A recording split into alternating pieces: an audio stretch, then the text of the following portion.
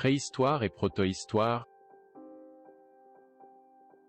Même si depuis l'apparition du genre Homo il y a environ 2,5 millions d'années, différentes espèces d'humains ont peuplé la Terre au cours de vagues successives de migrations originaires d'Afrique, il ne fait aujourd'hui aucun doute que tous les peuples qui habitent actuellement la planète appartiennent à la même espèce. Homo sapiens, également apparu en Afrique il y a environ 200 000 ans, peut-être 300 000. Mais il a non seulement été prouvé que les descendants des sapiens qui ont commencé à quitter l'Afrique il y a environ 120 000 ans et les descendants de ceux qui sont restés appartiennent à la même espèce, mais que nous avons tous deux les mêmes capacités cognitives et que, nécessairement, ces étaient disponibles avant le début des vagues migratoires vers l'Eurasie.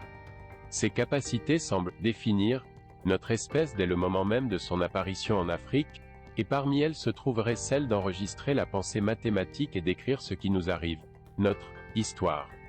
La nôtre étant la seule espèce dotée de la capacité d'écrire, et supposant que nos ancêtres possédaient déjà cette capacité il y a 200 000 ans, différents préhistoriens recherchent une nouvelle interprétation des signes abstraits peints ou gravés que l'on retrouve sur tous les continents, non pas comme manifestations artistiques mais comme proto-écriture. Et les exemples les plus anciens doivent se trouver en Afrique il y a 200 000 ans, peut-être 300 000.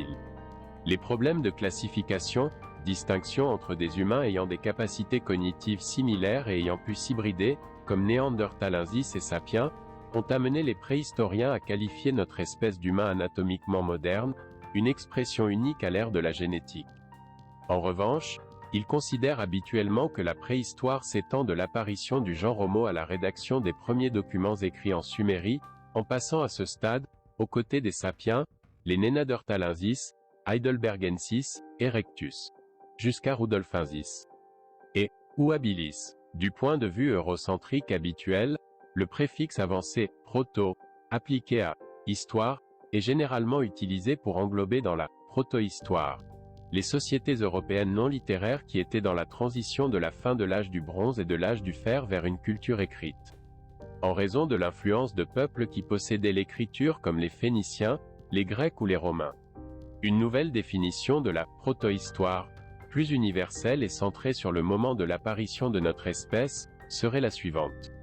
Préhistoire, période évolutive depuis l'apparition du genre Homo jusqu'à l'apparition d'Homo sapiens, seule espèce dotée de la capacité cognitive d'écrire. Protohistoire, période comprise entre l'apparition de notre espèce et le moment, différent selon les lieux, où nos semblables ont commencé à enregistrer l'écriture. Histoire, la période, avec des débuts différents selon les endroits du monde, depuis laquelle nos ancêtres ont commencé à écrire jusqu'à aujourd'hui.